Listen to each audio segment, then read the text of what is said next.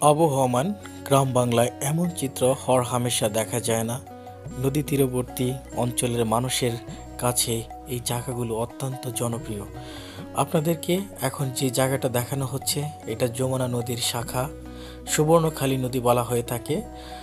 এই নদীটি হচ্ছে সরিষাবাড়ি থানার জগন্নাথগঞ্জ ঘাটের পশ্চিম পাড়ে অবস্থিত। চর অঞ্চলের মানুষের একমাত্র ভরসা নৌকা, আর এই নৌকা করে তাদের খাওয়া পারাপার হয়ে থাকে।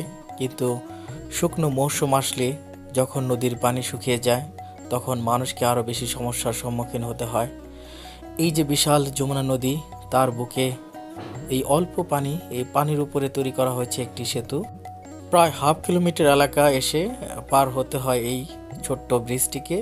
আসলে এটা ব্রিজ নয়, এটা কাঠের একটা পুল, এবং এই পুল পার হওয়ার জন্য আপনাকে 10 টাকা খরচ করতে হবে।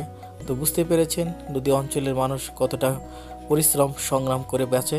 এবং আপনারা দেখতেই পাচ্ছেন যমুনা নদীর যে এই শাখা সুবর্ণখালী নদী, এর মাঝখানে চর পড়ে গেছে এবং এখানে কৃষি আবাদ হয়ে থাকে। যখন বন্যার সময় আসে এই পুরো অঞ্চলটি পানি দ্বারা প্লাবিত হয়ে যায় এবং তখন যাতায়াতের একমাত্র মাধ্যম হলো নৌকা, এবং তারা নৌকা যোগেই খুব সহজেই এই এলাকাতে পার হতে পারে।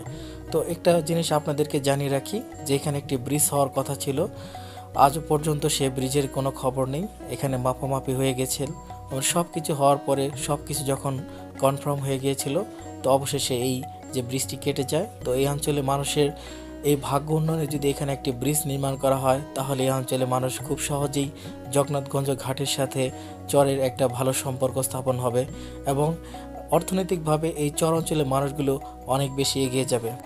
শুকনো মৌসুম আসলে এই অঞ্চলের মানুষগুলোকে অনেক কষ্ট করতে হয়, হেঁটে হেঁটে অনেক পথ পাড়ি দিয়ে আবার বাহনে উঠতে হয়। এই যে বিশাল একটা সমস্যা, এই চর অঞ্চলে মানুষের একটি নিত্যদিনের সমস্যা। তো আপনারা জানেন যারা নদী বর্ধিত এলাকার মানুষ তারা সংগ্রাম করেই জীবিকা নির্বাহ করে থাকে, আর তাদের প্রত্যেকটা দিনই হলো সংগ্রামের জীবন।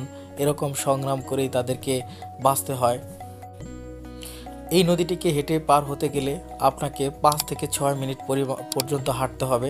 তো বুঝতে পেরেছেন 5 থেকে 6 মিনিটে প্রায় 1 কিলোমিটার রাস্তাকে অতিক্রম করা সম্ভব।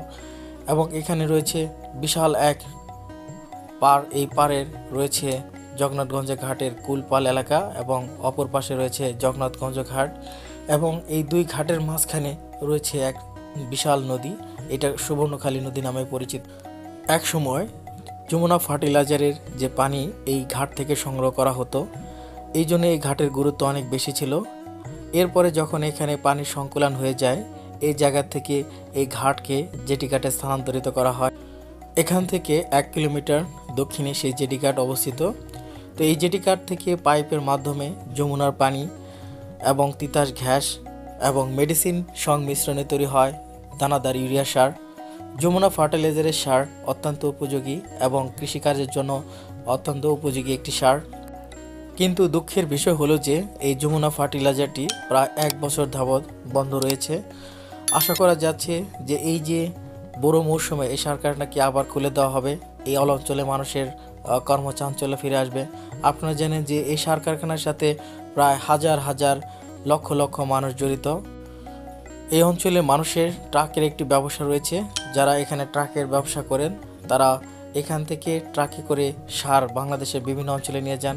তবে এখন সার কারখানা বন্ধ থাকার কারণে এই অঞ্চলে মানুষ নানাবিধ সমস্যার সম্মুখীন হয়েছেন এবং বেকারত্বের হার বেড়ে যাচ্ছে।